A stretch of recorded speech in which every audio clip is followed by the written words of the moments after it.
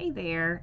I just finished reading a really incredible book called The Great Derangement, and it's by an author named Amitav Ghosh. And wow, it was absolutely incredible, and it really got me to thinking about a few things. So I wanted to make a video to kind of share some of that. So this book examines our just utter inability to grasp the violence and immediacy of climate change, mainly through popular culture, and he uses the novel sort of as his vehicle for explaining this. So please read this book. So I just want to share with you a couple quotes and takeaways from this book, and then I'll kind of devolve from there and share my own thoughts on climate change and our failure as humans through a theological lens. So Ghosh writes, I suspect that human beings were generally catastrophists at heart until their instinctive awareness of the Earth's unpredictability was gradually supplanted by a belief in uniformitarianism, a regime of ideas that was supported by scientific theories and also a range of governmental practices. He uses examples of tsunamis and cyclones in recent memory that absolutely decimated communities, and glaring examples of willful ignorance when it came to planning the living spaces at the very water's edge. And there were hundreds of thousands of casualties. Similarly, he uses the Victorian idea of a very placid and unchanging Earth. In this understanding, we are just absolute masters of our domain and the climate. The Earth is forever the same and incredibly tame, despite the geologic record telling us of extremely violent, world-shattering, world-ending events.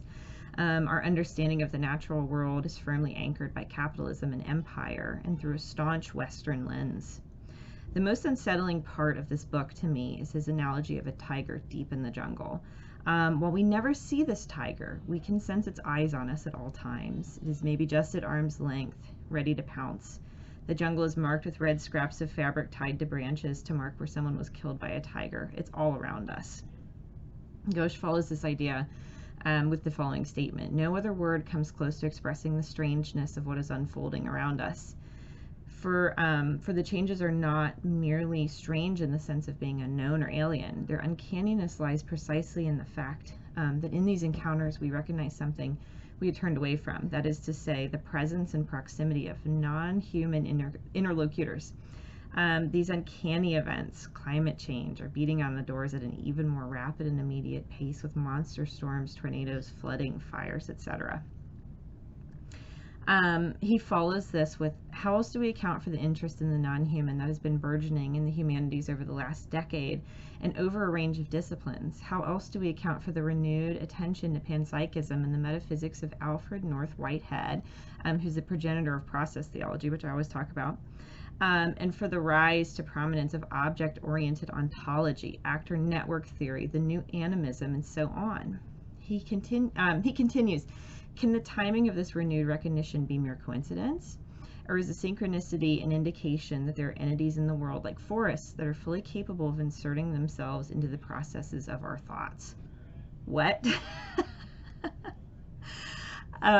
So after reading that passage, it made me want to deeply consider my own involvement and interest in metaphysical theology. I've been trying to figure out why I had this abrupt about-face during the height of the 2020 COVID summer.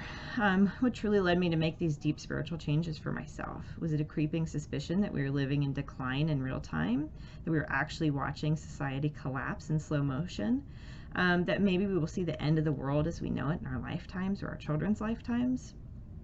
The world is nearly always at the brink of total destruction, and each year brings a more terrifying yet very small chance of a global cataclysmic event.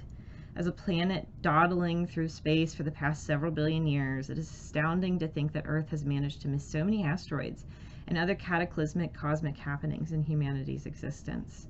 Upon surveying the geologic record, it is astounding to see traces of world-wrecking changes, from snowball Earth to balmy jungles that swath the Arctic Circle. In humanity's relatively short history, we've remained somehow more or less unscathed. Whether or not we survive as a species in the years to come, I think the great odds Earth typically faces for survival carries heavy significance for the number of apocalyptic happenings in the past several years. In 2020, we experienced fires that ravaged a large portion of Australia, California, and Oregon, extensive global flooding, and a summer of ferocious societal discord, the likes of which America had not seen in a lifetime, nearly. Earlier this year, we witnessed an extreme and prolonged freeze throughout Texas where politicians and oil execs pushed false narratives that wind turbines had frozen solid across the state, bringing the grid to its knees. Many people froze to death. I know in my heart that only more is coming. To add to this disorientation, social media has become an echo chamber where we have carefully curated the content we view and the news we consume thanks to the help of algorithms forming our personal digest behind the scenes. Each day it becomes more impossible to see what the other side of a divided country and world is thinking. We question the motives of others. We simply bear witness to history through Facebook, Reddit, Instagram, and occasionally through dangerously polarized flashpoints like Parler. Remember that?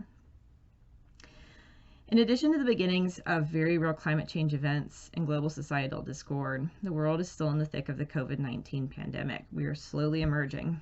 It is a difficult request to bear witness to something on a global scale that you can do nothing about, save for staying home and wearing a mask.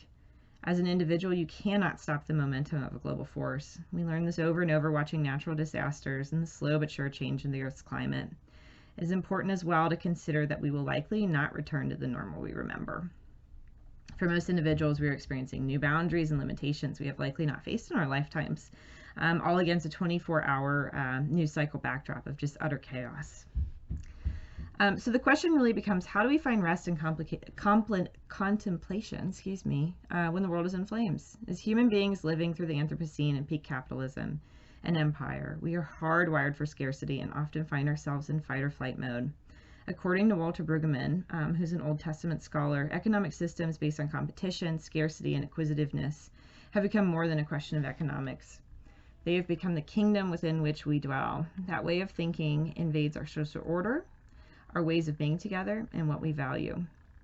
Through his recent book, Another Kingdom, Departing the Consumer Culture, Brueggemann, along with Peter Block and John McKnight, argue that as a society we must depart from our ingrained beliefs of scarcity, competition, and the empire of consumer culture, one where we have commodified every single thing that could be commodified, including ourselves, our children, and our climate. According to Richard Rohr in The Universal Christ, unless we find the communal meaning and significance of the suffering of all life and ecosystems on our planet, we will continue to retreat into our individual small worlds in our quest for personal safety and sanity.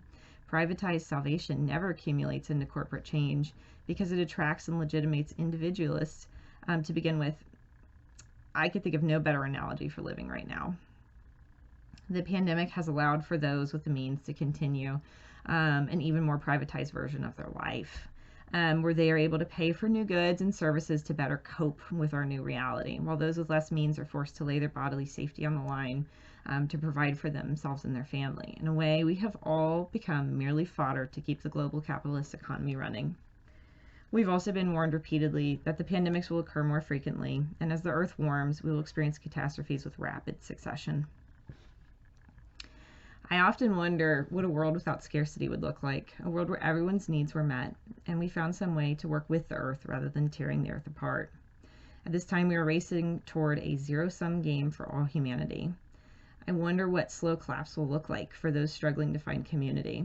How will we feel constricting against our own bodies, our families, and communities as utilities and once public services became more expensive, water becomes more scarce, and illness much more prevalent? As we brace ourselves for what is to come at the hands of our own doing, how will we reckon with our relationship to the divine, and how will we uphold our covenant of community? Do we even consider the non-human here?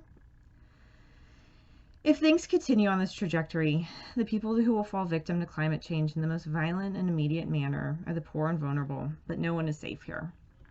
As we continue down this dangerous path of capitalism, we will all sacrifice something, whether it be our homes, our job, our children's future and bodies. No one will escape unscathed. I have to admit, this is pretty terrifying. In imagining the end of life, however long we may have, community becomes critically important. Again, I'm called back to this covenant we have entered into with each other to love one another radically, unreservedly, and to reimagine our society as one that benefits all, to provide for each other, and to begin the very long path of setting things right. We are teetering on the edge of it being too late, and that makes returning to this covenant of community even more pressing. Dietrich Bonhoeffer states, "The test of the morality of a society is what it does for its children. Are we leaving them nothing but scorched ashes?" Human and non-human together are intrinsically tied. So there is a form of theology called ecotheology that focuses on, obviously, the relationship of religion and the divine and nature and natural systems. Ecotheology examines environmental degradation, sustainability, ecology through a theological lens. So how do we relate it back to God? Under this line of thinking, committing a crime against the natural world is a sin. And this was declared so in the late 90s by a patriarch of the Eastern Orthodox Church. In 2015, Pope Francis's second encyclical focused on the care for our common home, aka the earth. Similarly, there's no distinction made between the natural and supernatural world in Islam. The Quran reveals an entire living world, not just humans.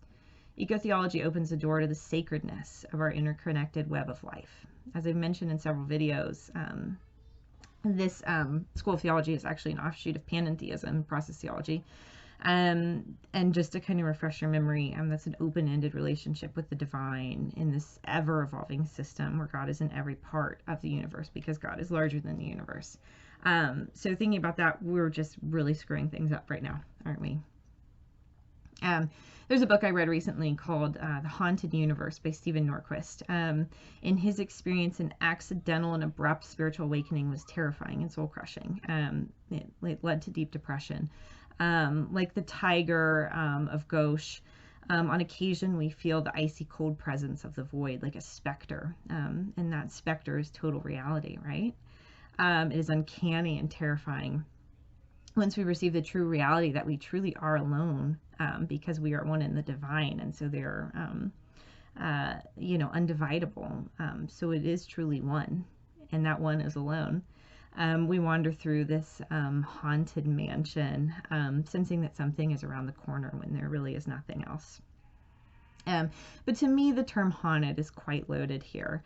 In order for something to be haunted, there must be a presence in addition to us, in a non-human entity, right? This idea harkens back to non-human systems encroaching upon our consciousness and our thoughts, ever so gently influencing us in our actions. There's a Buddhist parable that I'm going to paraphrase pretty terribly, so bear with me. It goes something like this.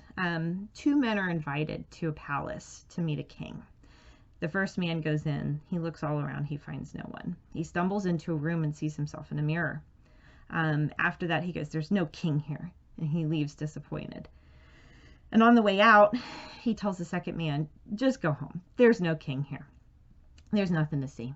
And so the second man leaves without ever entering the palace. So take with that what you will, right? So I'm just going to leave you with this. I'm genuinely curious. Do you feel unsettled as well? Do you feel those eyes in the jungle? That hand hovering over your shoulder in the empty mansion? Did you leave the palace defeated after only seeing yourself? Just some things to think about. All right, take care.